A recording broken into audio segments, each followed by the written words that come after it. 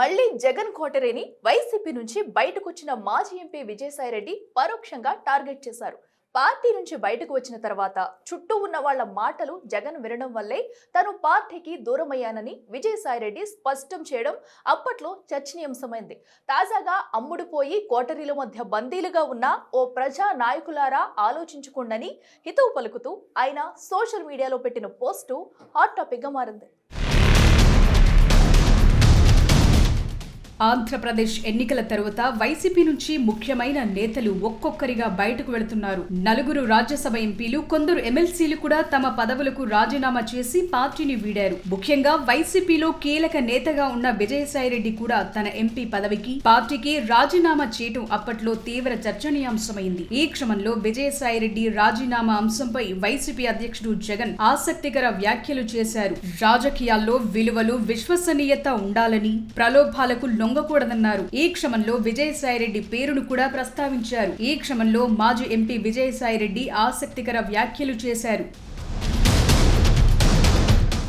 వైసీపీకి రాజీనామా చేసిన తరువాత కాకినాడ పోర్టు అక్రమాల కేసు విచారణలో భాగంగా విజయవాడలోని సిఐడి కార్యాలయానికి విజయసాయిరెడ్డి హాజరయ్యారు. విచారణ అనంతరం మాట్లాడిన విజయసాయి జగన్ లో మార్పొచ్చిందన్నారు. చుట్టూ ఉన్న వాళ్ల మాటలు జగన్ వినటం వల్లే తాను పార్టీకి దూరమయ్యానని విజయసాయిరెడ్డి స్పష్టం చేశారు. జగన్ మనసులో స్థానం లేదని తెలిసాక తన మనసు విరిగిపోయిందన్నారు.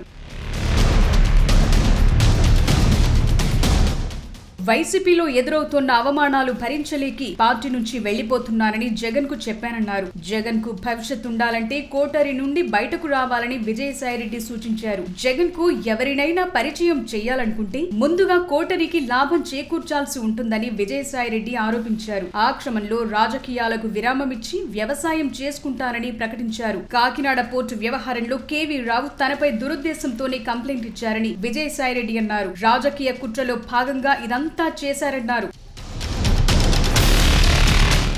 అప్పట్లో వైసీపీని, జగన్ కోటరీని టార్గెట్ చేస్తూ విజయసాయి చేసిన వ్యాఖ్యలు రాజకీయ వర్గాల్లో హాట్ డిబేట్ గా మారాయి. తాజాగా సాయిరెడ్డి మరో సంచలన ట్వీట్ చేశారు. అమ్ముడుపోయిన కోటరీల మధ్య బందీలుగా ఉన్న ఓ ప్రజా నాయకులారా ఆలోచించుకోండని హితవు పలికారు. భవిష్యత్తులో ఏం జరగబోతుందో ఇప్పటికైనా గుర్తించాలని పేర్కొన్నారు. వెనజుయేలాలో ఎంతో భారీగా ప్రజాదరణతో ఎన్నికైన తరువాత army, navy, air force, intelligence అధిపతులు ఇంత మంది చుట్టూ ఉన్న ఆ దేశ అధ్యక్షుణ్ణి, అతడి భార్యను ప్రెసిడెన్షియల్ ప్యాలెస్ నుంచి అమెరికా ఎలాంటి ప్రతిఘటన లేకుండా ఎత్తుకుపోయిందని విజయసాయిరెడ్డి గుర్తు చేశారు. దానికి కారణమేంటి? వారంతా అమ్ముడుపోవటమే కదా అని ట్వీట్ చేశారు.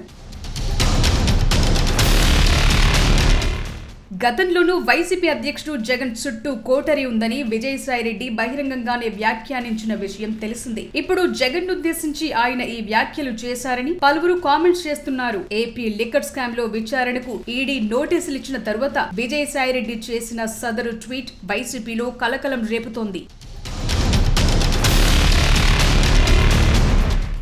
అది కూడా దేశ రాజకీయాలకు ఏమాత్రం సంబంధం లేని ఇష్యూతో ఇంటర్లింక్ చేస్తూ ఆయన చేసిన ట్వీట్ ఆ పార్టీలో ప్రకంపనలు సృష్టిస్తోందట. భవిష్యత్తులో చోటు చేసుకోబోయే పరిణామాలు సాయిరెడ్డి ఈ ట్వీట్ ద్వారా వెల్లడించినట్లు వైసీపీ నేతలు చర్చించుకుంటున్నారట.